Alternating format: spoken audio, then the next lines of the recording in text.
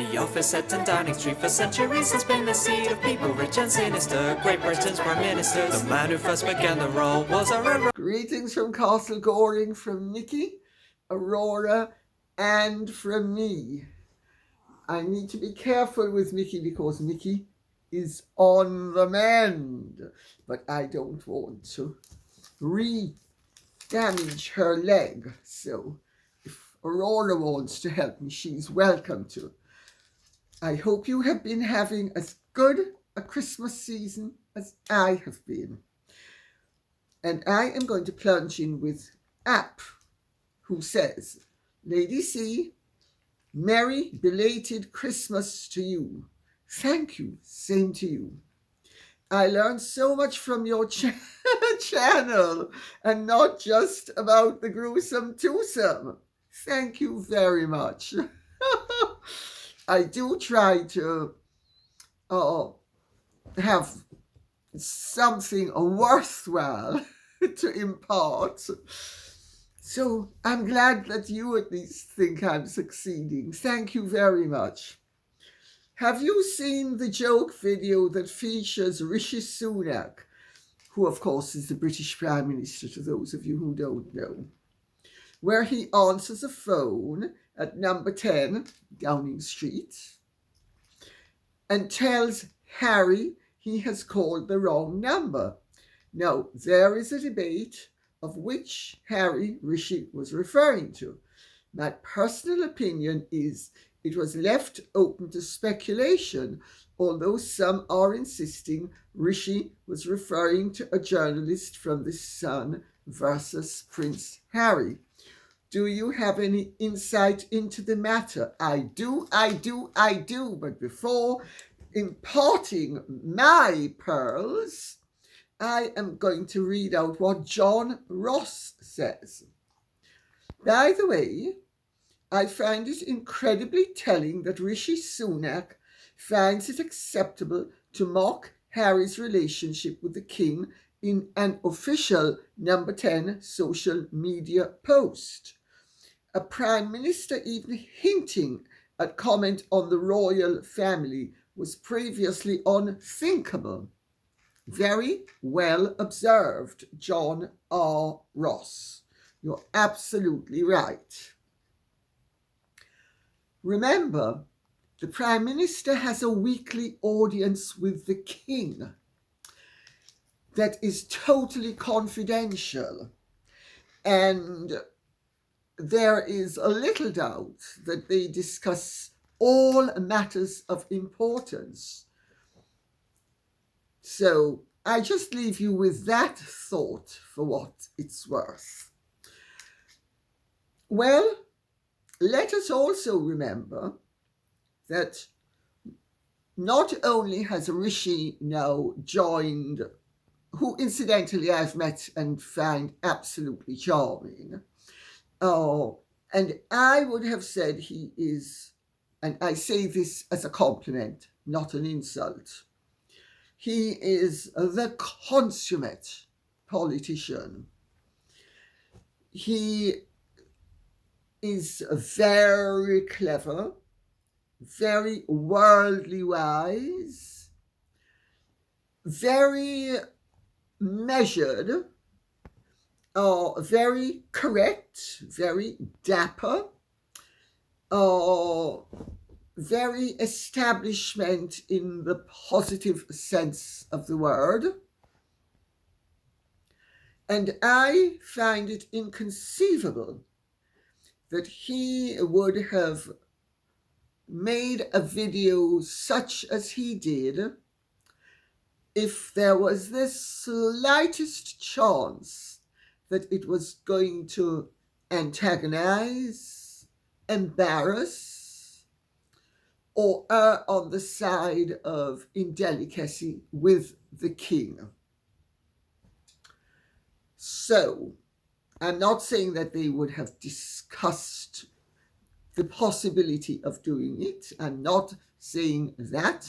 I don't think that the King would go along with something that he was colluding with in this situation, but I'm pretty sure that Rishi has the measure, and it is a way of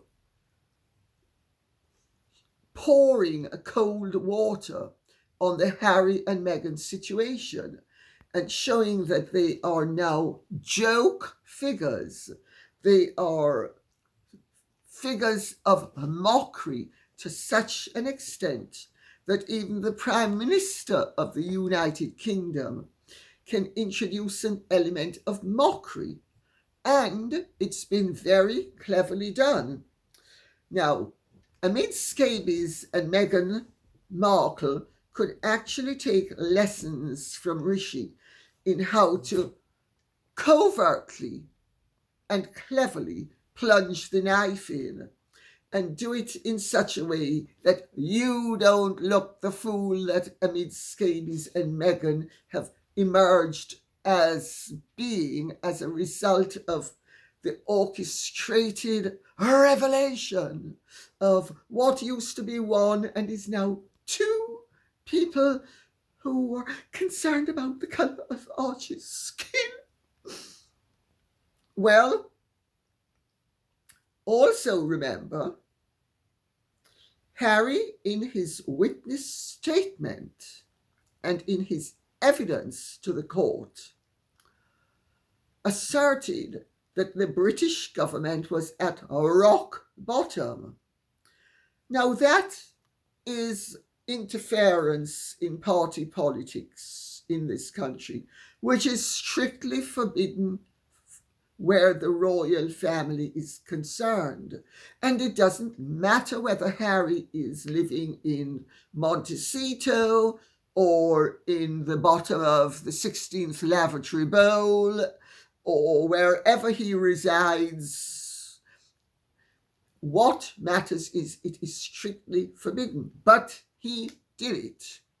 He was pushing a leftist agenda which is totally at variance with his role within our Constitution.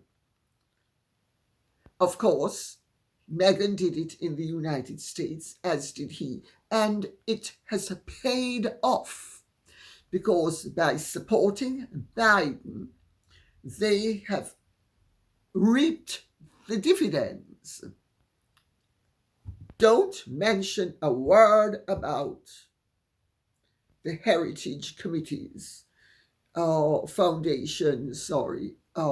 application to the courts to get Harry's visa, because we all know that that is one of the ways in which Harry is being protected as a result of their support for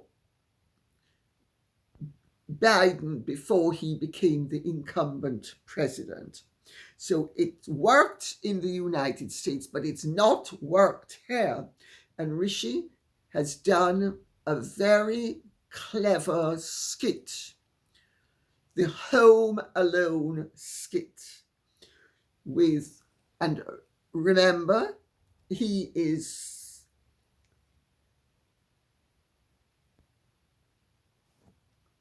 doing with Coke. Did you notice the Coke skit part of it? Aurora, please, honey, wake up and get Matty some Coke. She has the sniffles coming on, and she needs to make sure that she breathes freely. You notice that he was playing, I forget what it's called, where you play the balls. Bowling alley. The bowling alley skit, that's what it's called. That tells you how athletic I am. Well, he also did it cleverly enough that, and again, he puts the boot in twice while putting it in once, because it's open to question as to whether he is referring to Harry Cole, who is the ex-boyfriend of Carrie Simmons, now Carrie Johnson, Boris Johnson's wife, otherwise known in conservative circles as Carrie Antoinette, whose presence made it so desirable for Boris to be toppled, because Boris wouldn't have been toppled had he still been married to Marina Wheeler. That's right, he was toppled because he was married to Carrie Antoinette, who forgot her place. She wasn't the Prime Minister, and she was throwing her weight around. Now, where have we heard that one before? Meghan, have you been giving Carrie Antoinette lessons in how to succeed as a wife? Lesson number 1, throw your weight around. Lesson number 2, create havoc. Lesson number 3,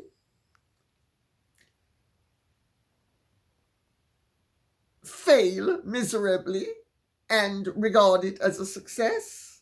Well, her ex-boyfriend is Harry Cole, who is the political editor of The Sun, which to those of you who don't know is the most popular tabloid newspaper in this country. And he was previously the deputy political editor at the Mail on Sunday. Well, I think,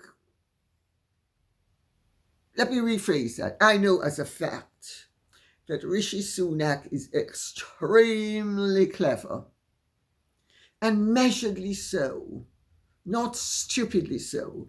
He's not too clever by half and stupid by whole.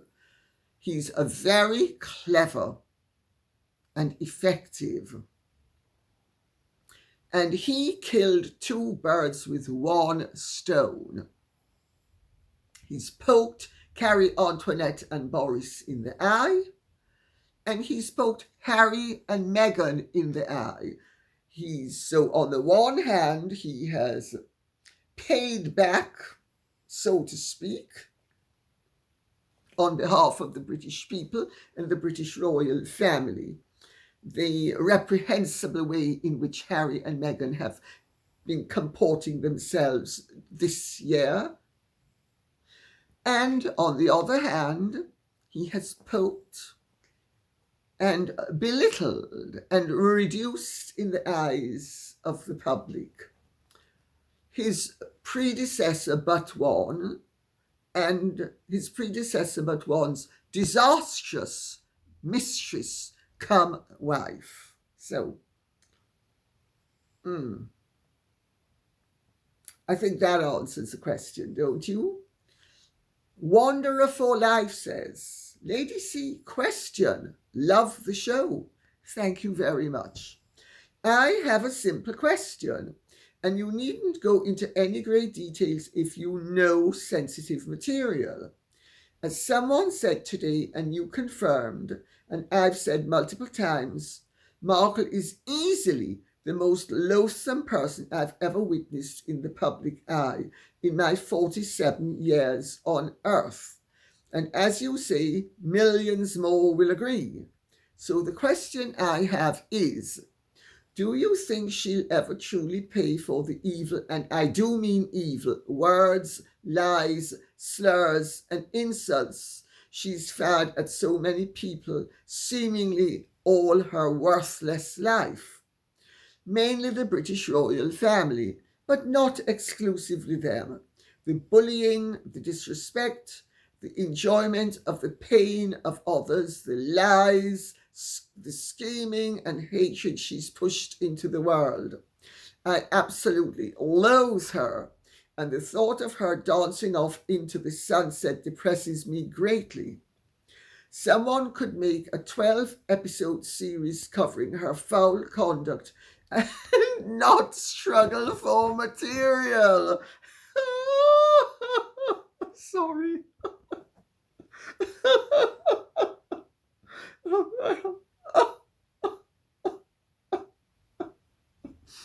Sorry. Oh dear. And break all viewing records at the same time. Do you think she'll ever be properly exposed? She's the only person I've ever witnessed who has no redeeming features at all. None. Not one. Zero. Well, strong stuff. Many would agree, and I'm not sure I don't agree. In fact, I'm pretty sure to a large extent I do agree, because my understanding is that all her apparent redeeming features are more apparent and convenient than real. So, she's not tripping off into the sunset without having the consequences of her actions not only alighting upon her, but her actions by being exposed are themselves consequences. She has gone in a few short years from being one of the halves of one of the most popular couples on earth to one of the most reviled women on earth. And she has earned that title, that crown, through her conduct.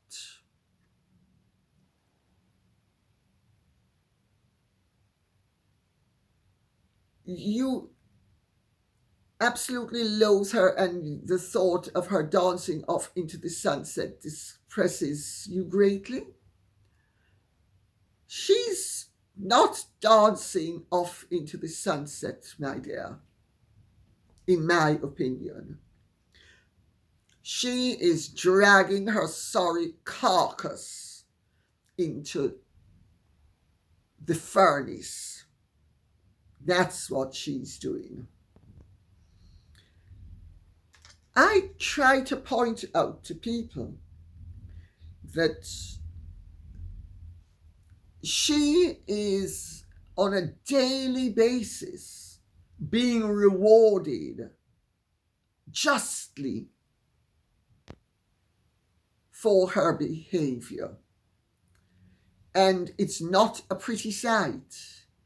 And my understanding is that she is truly perplexed and doesn't understand why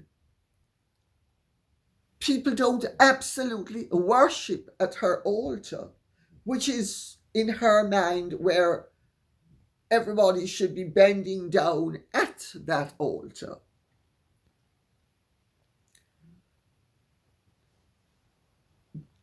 It emerges that the royal family, by doing nothing, let me rephrase that, by allowing Harry and Meghan to make complete asses of themselves by exposing themselves in all their dreadful and inadequate nakedness, the royal family has allowed them to expose themselves.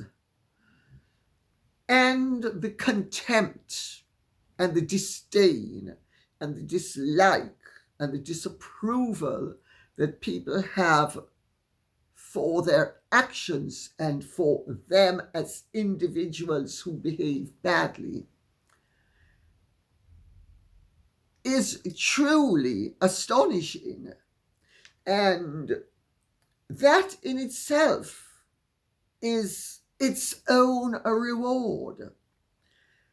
And just in case you think there aren't penalties attached to such exposure, they're not making any money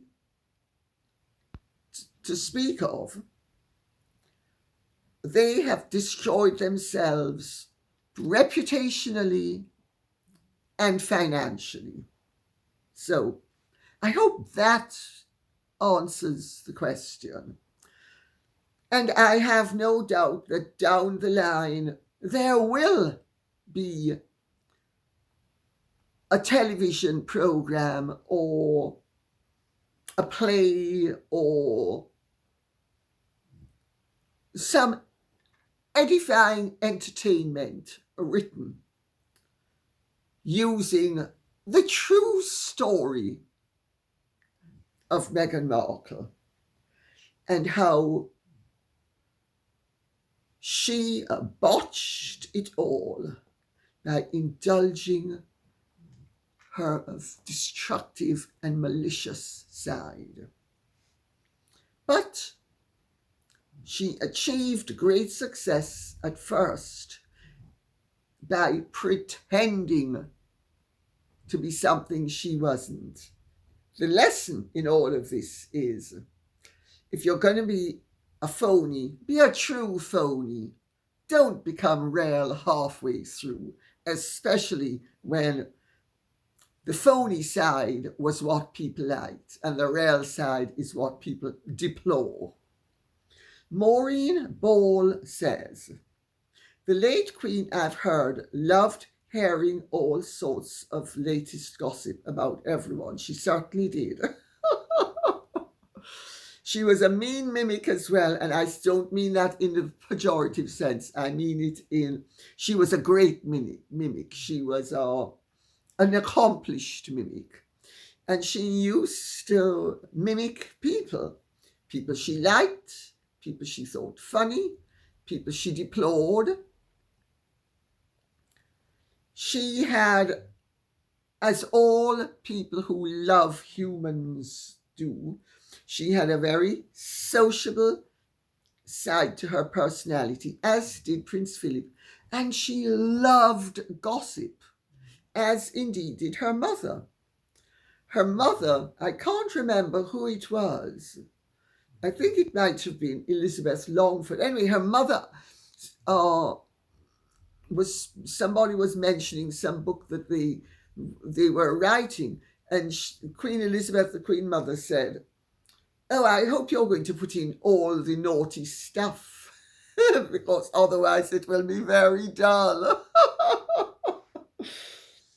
The Queen did love gossip. Gossip doesn't have to be malicious. Gossip is the truth in action. It's life on legs. That's what gossip is. Malicious gossip or slander is something else altogether. And the Queen did not like filth, but she certainly loved knowing what was going on and sending people up as well. Aline Seacrest says, "Dear Lady C, would a family intervention work for Harry? I truly believe that Meghan is beyond help, but it seems to me that Harry might respond to it as he seems to swing and sway in the wind, following his family's lead at first, now completely under the sway of Meghan. At this point, he might be looking for a way out." Aline Seacrest, you're very optimistic. I spent years in Al-Anon, and I'm going to tell you, one of the first lessons you have to absorb and understand fully is that you can't help people who don't want to help themselves.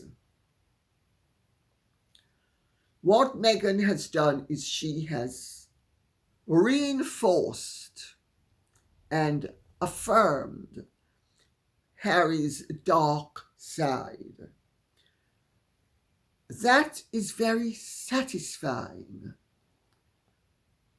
You notice Harry has not made an announcement to the fact that what he told Tom Bradby was right, and that the suppositions in Amid Scabies' book with regard to the King and Catherine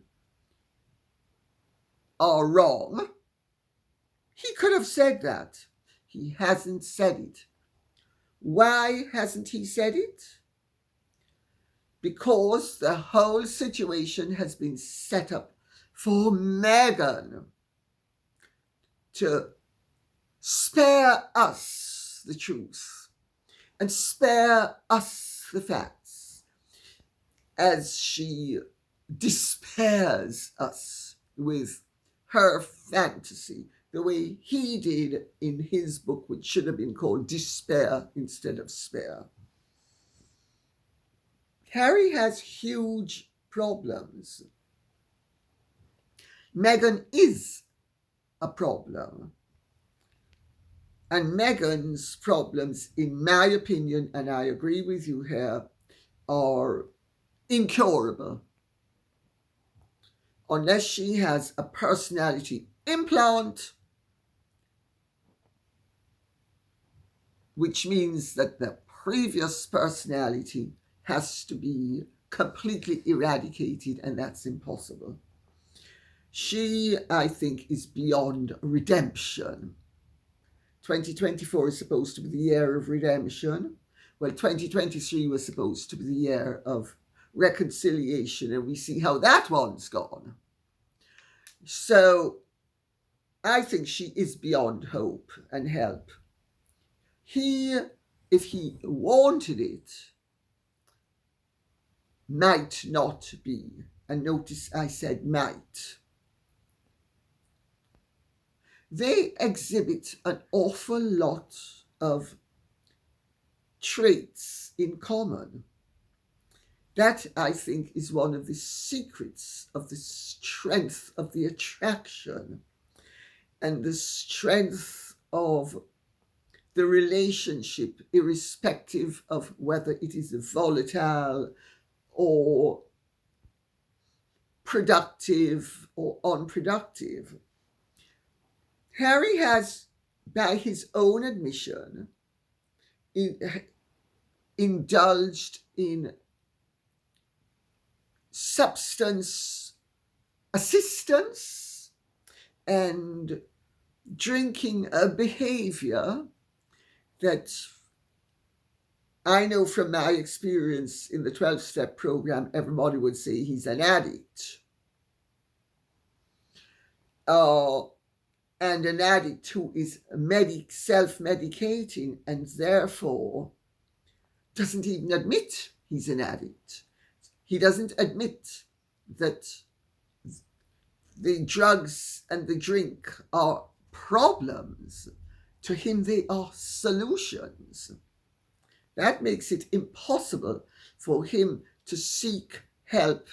And if you don't wish to have help, an intervention is an interference. It is a violation of your rights.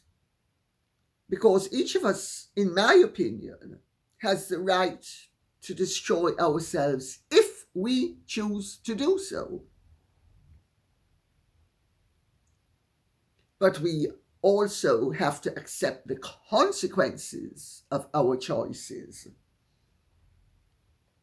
I don't think that I don't think he'd be open to an intervention. I think he would regard it as a violation of his rights.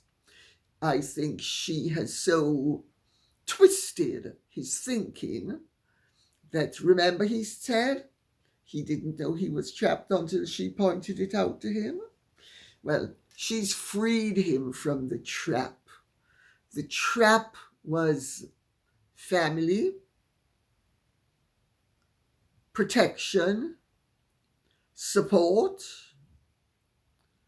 an expectation of positivity and responsibility. Well, she's freed him of all of that. Oh, I think he would fight tooth and nail against any intervention. So I think it's a hopeless case at the moment. And my understanding is that the family understands that only too well. Sid Mountaineer says, it's not just how we behave that shows the public who we are, but more importantly, whether our behavior is fake or not, as in hiding our personality completely.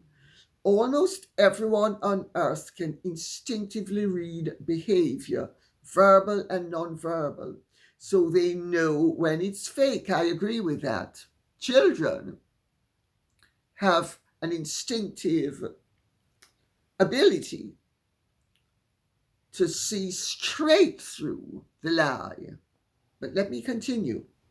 People who use a facade like Meghan can't be trusted, as you don't know what or who is under that clown costume and mask. Sorry. It's similar to, but much less obvious than, Little Red Riding Hood noticing what big teeth Grandma had. Those fairy tales were very, very elucidatory, weren't they? We've been socially conditioned to ignore our human instincts and make plausible excuses for how we feel when we see a wolf in Grandma's clothing. Everyone puts on a veneer in different social situations to be proper for the occasion, as we can't behave like we do in the privacy of our own home at a public event. That's very, very different than a facade that hides someone's personality. You can't trust them, and if you try, you have to use a lot of brain power to fight against many things to figure them out. Lady C using her "I'm a celebrity" is a very good example of how people can use our appropriate behavior against us. Here we go. Lady C cussed and told people off on that show, and a few ignorant people used that against her, saying she was behaving badly. But she was showing how she truly felt. She was responding appropriately to the behavior she was dealing with and according to the setting she was in. And that's why so many viewers loved and appreciated her. She was not putting on an act or an air. She was authentic and was like a superhero to viewers who appreciated her ability to be so authentic, yet appropriate for the situation. Well, Sid Mountaineer, thank you very much for that. And you have said it using me as an example. And may I say thank you, and I think it's a very good example. Because, yes, I didn't pretend. I wasn't being anything but myself, and people warmed to it. Of course, a few prissy idiots thought, oh, she's no lady. She used foul language. Well, one is absolutely at liberty to use foul language to foul people in a foul situation. It's what is appropriate is what counts. And yes, I think your observations are absolutely accurate, because in all the years since I left the jungle, I've only ever had one person who actually made a negative comment to me. Everybody else in their thousands have made positive comments. And had Meghan been authentically herself, Well, actually, she is authentically herself. That's the problem. That's the problem. She is authentically herself. She is authentically what she has previously said. Oh, I'm such a fraud. And she has been dressing herself in virtue while making it absolutely clear that she was lacking in any of the sentiments or the characteristics that would accompany the virtue that she was espousing. People don't like inauthenticity. They like, by and large, I mean, a few people might actually rebel against authenticity, but most people actually appreciate it. And yes, I think you're absolutely right. And thanks for using me as the example. My behavior was absolutely appropriate to the situation, I thought, and I wasn't pretending to be otherwise. I can cuss with the best of them. You know, I keep on saying I'm a very good friend. I'm also a very good enemy. I'm good at everything I do, or at least everything that I have a propensity for. I'm not good at anything technological, so I try not to do it. And now Elizabeth Wathen Porco says, good afternoon, Lady C and the pups. Curious question. If you were in charge of the PR for Meghan and Harry, what would the first 3 things you would insist on? As always, thank you. I'm going to answer that as if I would have accepted the brief. If they approached me, I would say, absolutely not a chance. People like Harry and Meghan are poisoned chalices. I'm afraid I'm not drinking from a poisoned chalice. And any assistance I gave them would reverberate adversely upon me. However, I'm going to answer the question as if I would have said yes. I would tell them, if you, at this stage now, after all that has happened, I would say your position is irretrievable unless you do a proper mea culpa. You need to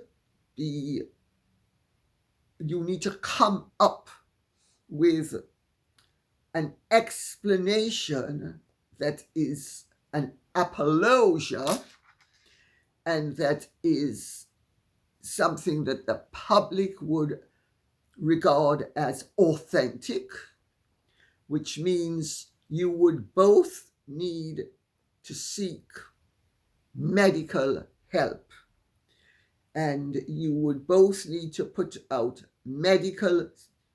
have your doctors put out medical statements saying effectively that you had seen the light.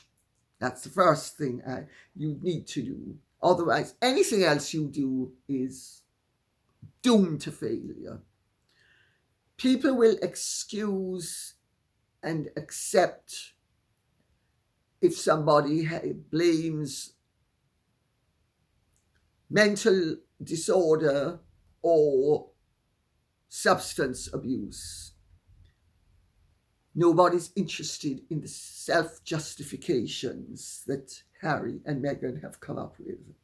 And there is no justification that they can come up with hereafter which will blind us to the truth that they have shown us about themselves. So they would have to say, and they don't have to go into any great detail, but he would certainly have to go into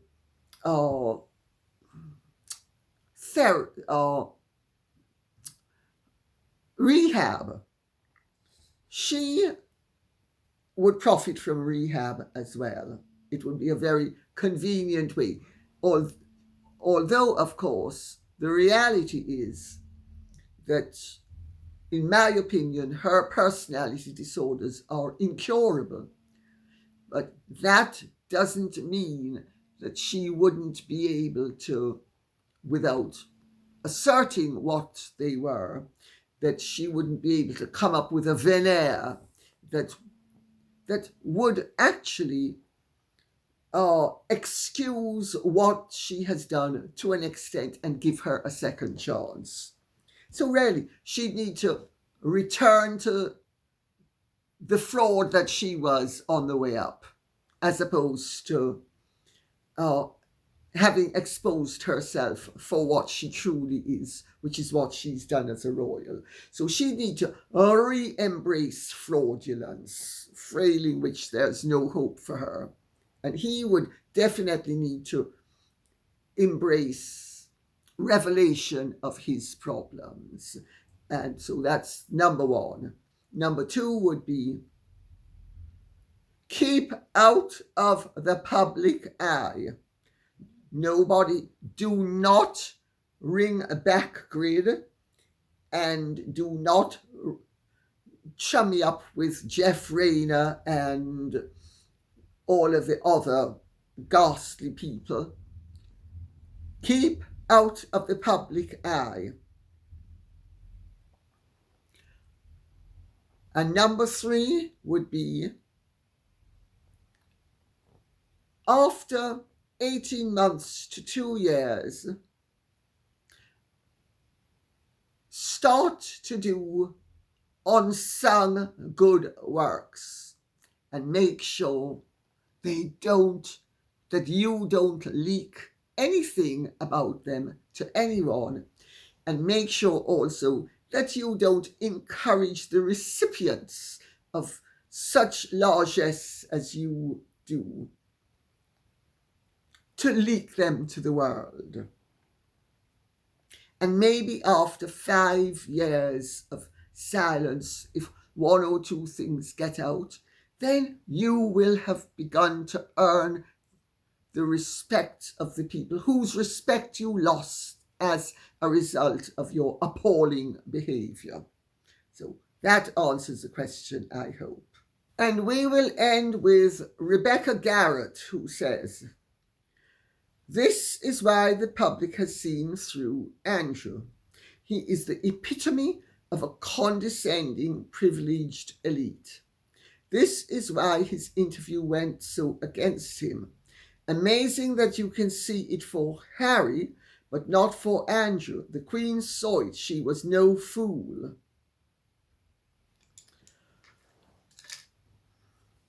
The Queen, sorry,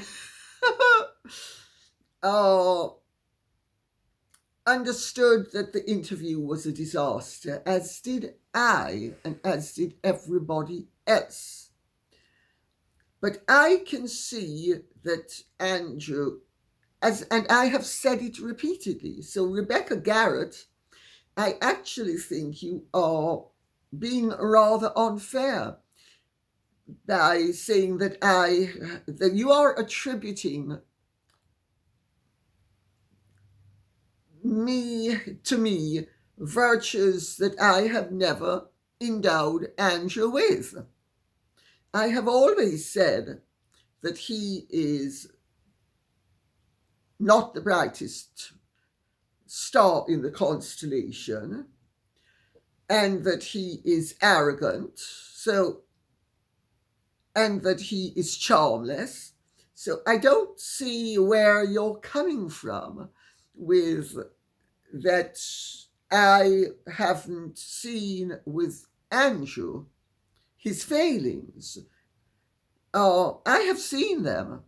You, with due respect, I think, are confusing human fallibility with treachery and totally unacceptable disloyalty.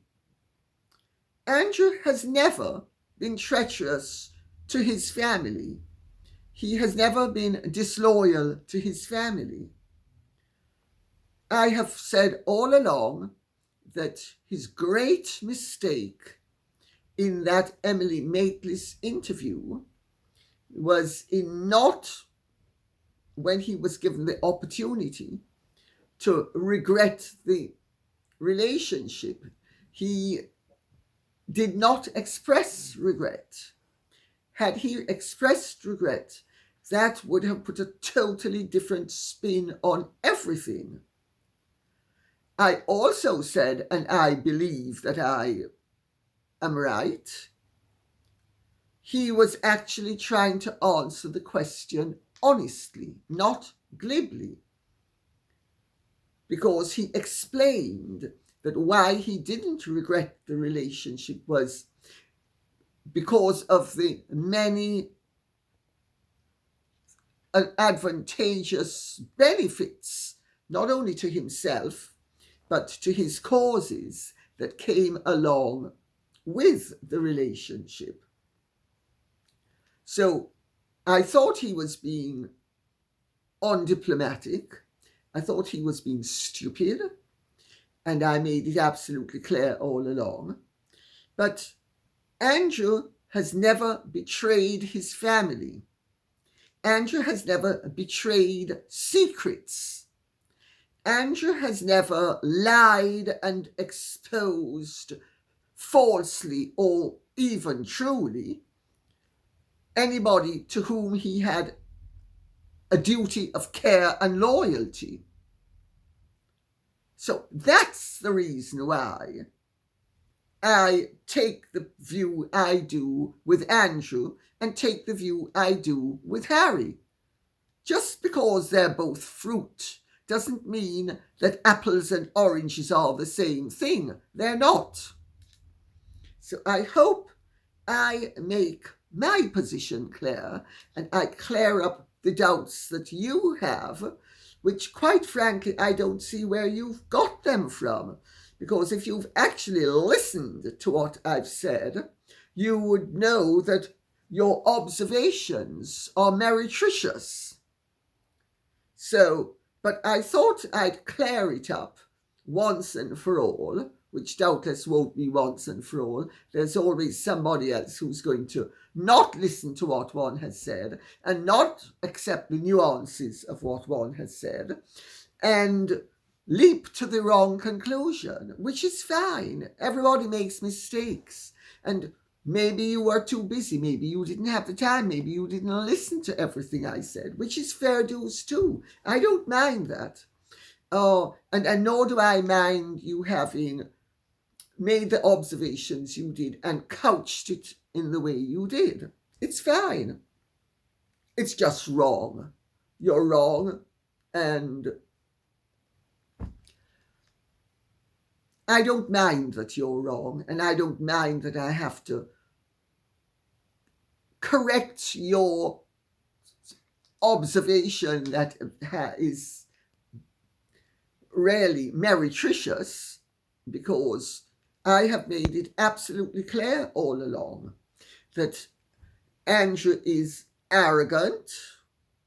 I mean, I have simply used different words to explain what you have said, that he is the epitome of a condescending, privileged elite. Well, I've said it in different words. Just because I use different words doesn't mean it's not a similar, if not identical, thought. So I hope that clears it up. And on that note, I'm going to say, I wish you all a very, very happy New Year when it comes. I will see you in the new year. Godspeed. Have a marvellous Hogmanay. Have a marvellous 2024. Have a marvellous end of 2023. And take good care. Godspeed. And if you have enjoyed this, may I ask that you like, share, subscribe, and press the notification bell? Okie dokes. Thank you so much. Bye-bye.